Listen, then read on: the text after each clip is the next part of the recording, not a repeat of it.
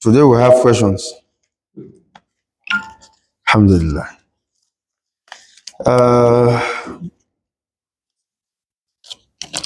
The first question, is there a recommended length for each salat, like Maghrib being short and Fajr being long?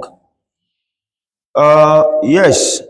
You know, the salat of the early morning, which is Fajr, and Maghrib and Isha are recommended to be a bit long, while the salats of the daytime, Zuhr and Asri, can be shortened, inshallah.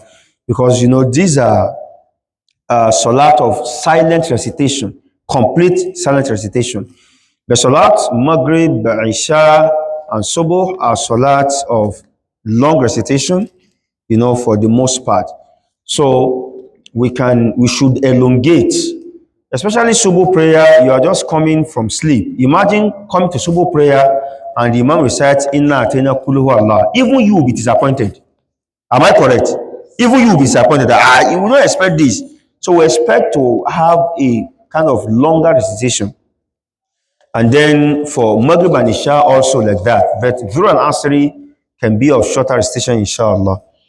Can an underage lead salat, like a 7-year-old? Yes. If a child has attained what we call Sinnu Tamyiz, the age of differentiation, which begins from 7, he can lead the salat with the condition that this child has been taught the arkan, the pillars of salat, the wajibat and sunan. He knows. And he knows the nawaqidul wudu, nawaqidul salat. He knows what vitiate the salat. Because a sahabi, when his people came to Prophet ﷺ and they stayed with him, we read this at this last semester. When they came to Prophet ﷺ to learn about Islam, he told them that when you go back home, فَلْيَأُمُّكُمْ أَقْرَأُكُمْ لِكِتَابِ اللَّهِ. Let the one who knows the Quran most lead you in salat. The Sahabi said, I was around 6 to 7 years of age at that time, but I was the best reciter of the Quran among my people, and they put me ahead to lead them in salat. So it is valid, inshallah. But like I said, the child must know the ahkam of tahara and the ahkam of salat. Not a child that will dip his finger inside his bum to smell his own shit and will not know that he has done what is wrong. This person even mentioned my name. Say, Dr. Lafi. Thank you. He said, if the Imam says, Sami Allah liman hamidahu, what will the Ma'mum say back? We did this last week now, and I told you that Al-Allamatul Albani rahimahullah ta'ala is of the opinion that you are also to say, Sami Allah liman hamidah, before you say, Rabbana lakal hamd. But the view of the Jumhurul Ulama is that Prophet said, إِذَا إِنَّمَا جُعِلَ الْإِمَامُ لِيُتَمَّ بِهِ. And among the things he said is that إِذَا قَالَ سَمِعَ اللَّهُ لِمَنْ حَمِدَ فَقُولُوا رَبَّنَا لَكَ الْحَمْدُ. So this is your own. So if the Imam says سَمِعَ اللَّهُ لِمَنْ حَمِدَ, you should say رَبَّنَا لَكَ الْحَمْدُ أو رَبَّنَا وَلَكَ الْحَمْدُ أو اللهم رَبَّنَا لَكَ الْحَمْدُ أو اللهم رَبَّنَا وَلَكَ الْحَمْدُ. All 4 are correct. What is the Islamic view about borrowing airtime or data from MTN, like borrowing 200 naira and paying back with 215 naira? Yes, don't borrow it. Because they already told you. They say borrow. Borrow. So when you borrow MTN of 200 naira, they give you 200 naira. When it is time to repay, they take 210 naira. كل قرض جر منفعة فهو riba. Any loan that attracts benefit is riba. They give you the amount you borrow, and then they add interest when you are paying back. So it's a simple case now. Somebody said, Surah Al-Fatiha min arkan salah, ma hukmu man kana yusalli al-maghriba wa nasi al-Fatiha, salatuhu batila. Anyone who prays salat without reciting Fatiha because he forgot, that rakah is not valid. So you prayed 2 rakah In the first rakah, you forgot to recite Fatiha. You just went for surah straight. Then when you rose for the second rakah, you now remember that, yay, I didn't say Fatiha in my first rakah. Ignore the first rakah. Your salat has just started now. So you are starting now. So the second rakah is the first rakah. That's how you should continue. And then you have to do sujood sahwi at the end. And I told you last week, is that? I told you, don't disturb yourself. Whether you do it kabuli or you did badi, it is valid. I think I told you also the view of the fuqaha. So don't worry yourself. Don't start thinking, is it before taslim, after taslim? Just do sujood sahwi and do your taslim. My question is out of the topic. Okay. I want more explanation on justice between Muslims and more explanation in relation with the ayah wa katabna alayhim. For instance, if someone insults my mother or talks very harshly that triggers my anger and I slap him, is the revenge a kisos, or is the situation where a woman insults or curses a man, if he slaps retaliate by beating, is it part of the kisos to revenge? Or more scenarios like that, somebody make angry, deliberate action, and come. You see, Isaac Newton in his third law of motion said actions and reactions are equal and opposite. Is that correct? If there is no action, there won't be reaction. So if somebody does like this to an African, this means worker, your mother. To an Oyinbo man, you do like this. Say, he doesn't know the meaning. So somebody does like this, that's an insult. But you see, the Sharia is very clear. The base rule in the Sharia is to retaliate injury. This is the base rule. فَمَنِ اعْتَدَى عَلَيْكُمْ فَاعْتَدُوا عَلَيْهِ بِمِثْلِ مَا اعْتَدَى عَلَيْكُمْ وَجَزَاءُ سَيِّئَةٍ سَيِّئَةٌ مِثْلُهَا فَإِنْ عَاقَبْتُمْ فَعَاقِبُوا بِمِثْلِ مَا. So the best rule in Sharia is somebody slaps you, give him back. Back to back. Chicken, you slap me, you collect. But Almighty Allah prefers forgiveness. Wala in sabartum lawa khairul lisabirin faman afa wa aslaha. Almighty Allah wants you to forgive. But the ulama said, forgiveness is preferred to retaliation in a case of someone who makes a mistake or somebody who is not known to be an oppressor. But if he is an oppressor, he goes around slapping people because he knows they will forgive. They said retaliation is better than forgiveness, so that you stop him. Because Allah says, "Wal juruha kisos." Anyone who causes injury to others, injury must be retaliated. Do you get the point now? And the reason why you have to be careful is this: if somebody slaps you with his 2 kilograms of fist and your own hand is 60 kilograms, you know your own slap will be heavier than his own. On the day of judgment, you will collect the excess back.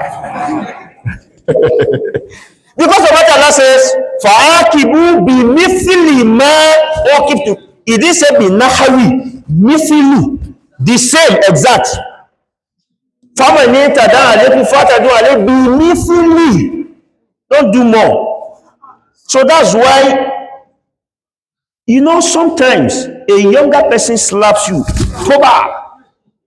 You will now look at yourself, your age, your dignity, and the idiot before you. The anger with which you want to return will definitely make you to do more. Wallahi, if you can be patient, it's better. Collect it on the day of judgment. You will be among the muflisun wa daraba hadha. Daraba hadha. He beat you. So the point is that Islam permits retaliation. There is a law called the law of retributive justice in Islam. Al-Qisas. Kutiba alaykum al-qisasu fil qatla. الحر بالحر والعبد بالعبد والأنثى بالأنثى فمن عفي له. Look at Islam. Anyone who was pardoned. So, to pardon is better. Unless the person is a known oppressor who goes around oppressing others, then give him back. But in giving him back, please. And how would you now measure it? It will be difficult. It will be difficult. So if you do not retaliate, you can go to a judge to seek justice. The judge may not ask you to slap him back. He may ask him to compensate you for the injury and insult he has caused for slapping you. So one slap, the fine may be something like 2.5 million. With 2.5 million, you will get iPhone 16 Pro Max and change to enjoy your life for one slap. But in Nigeria, there's no justice like that. So don't allow anybody to slap you. And don't slap another person. Is that clear? So Allah Ta'ala alam. And then I also want to add, it is important for us to know that as Muslims, it is haram to hit anybody on the face. Prophet Islam said, "Wala tadribil wajha." Do not hit anyone on the face. It's haram.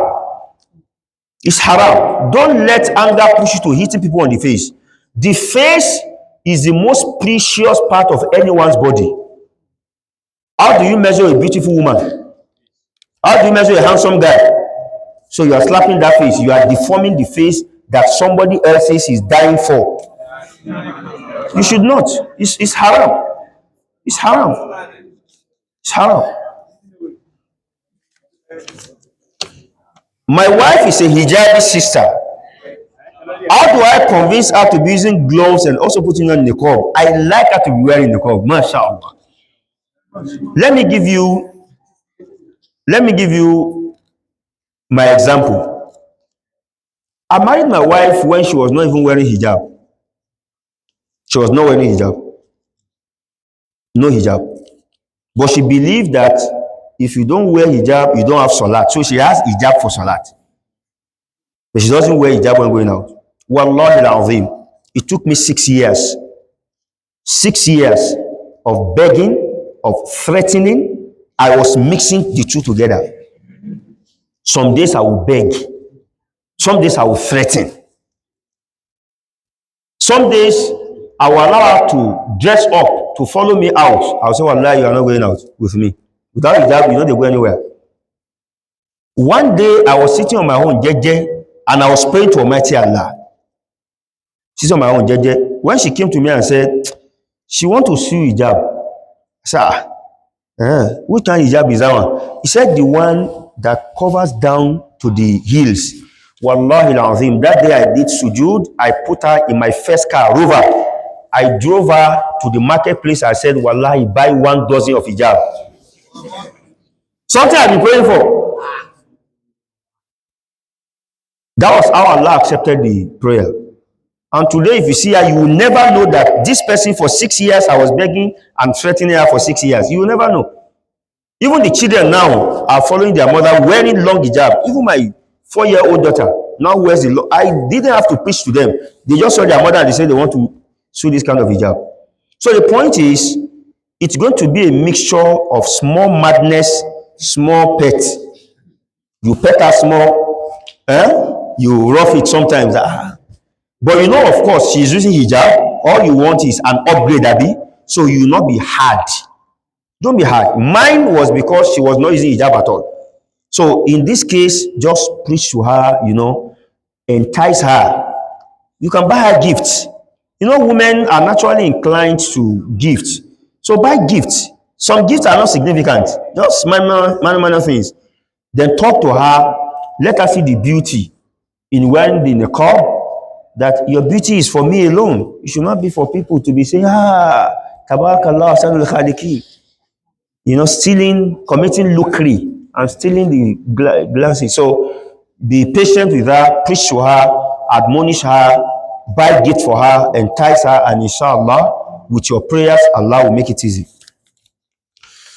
There are imams that do say if you cannot withstand the pressure, you should sit. Sit how?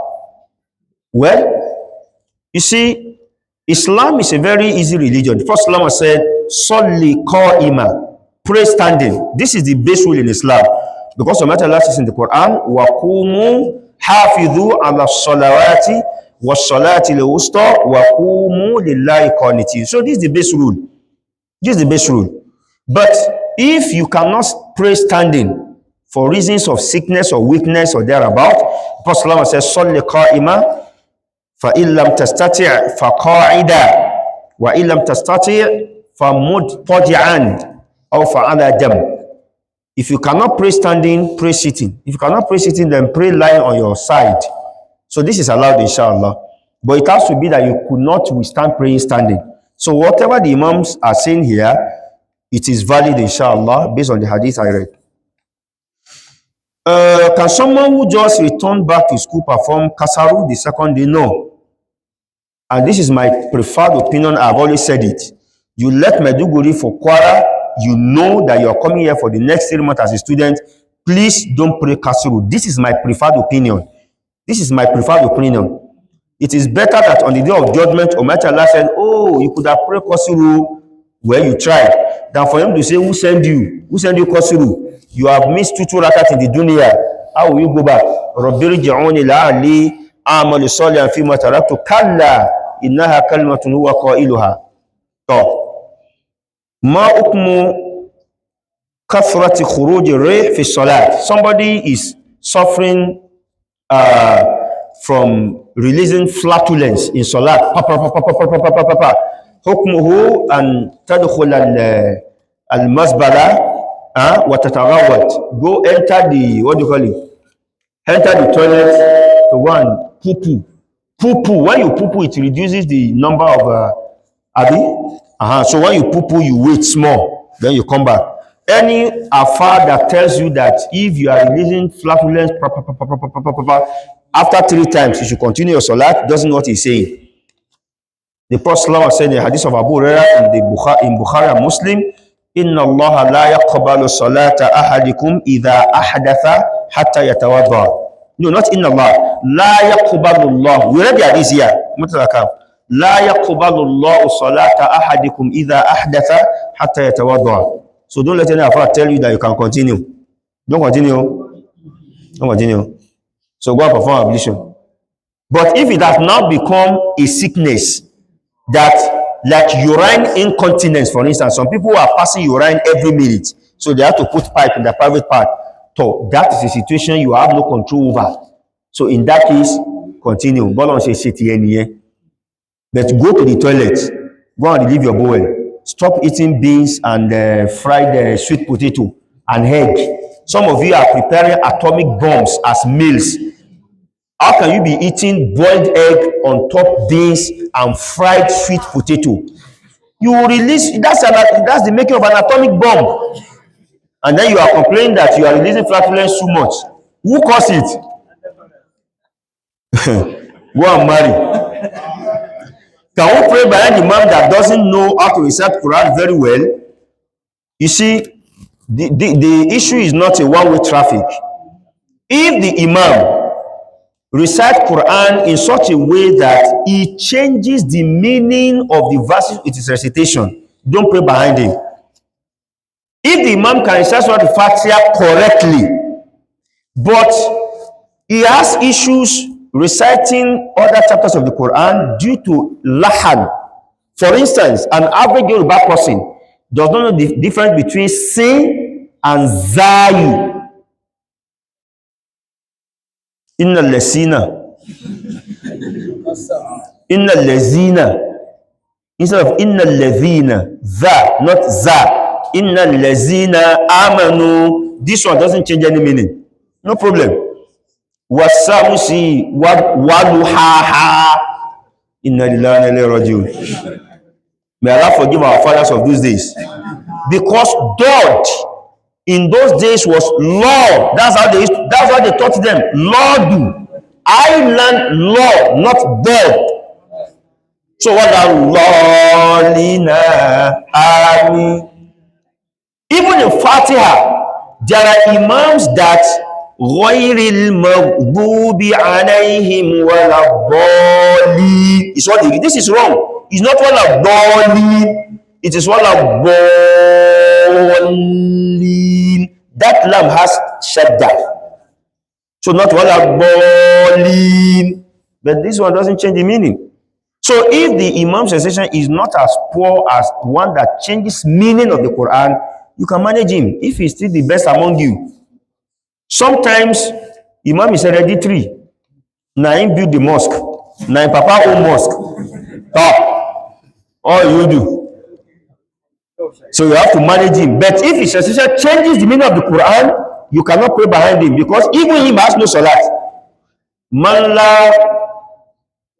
la tasihhu salatuhu wahdahu la tasihhu imamatuhu aw la yasihhu litimamu bihi.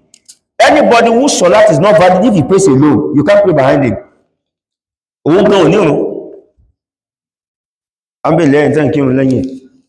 So the final question: if you continue to feel guilty just because you stopped being friends with a person, male, okay, this is a male asking question.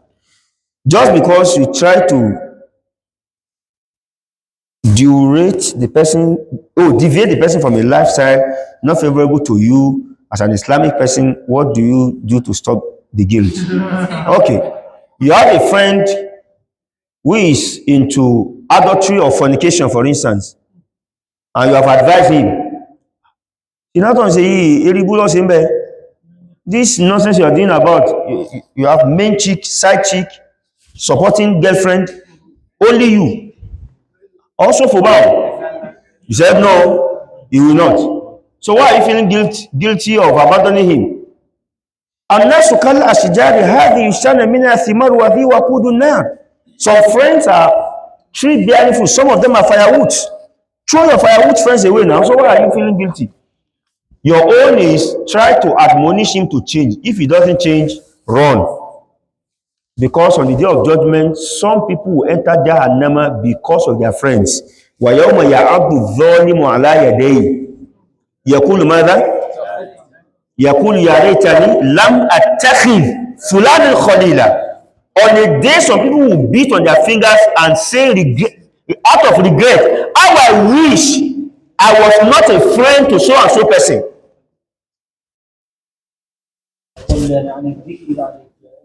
Some friends will mislead you.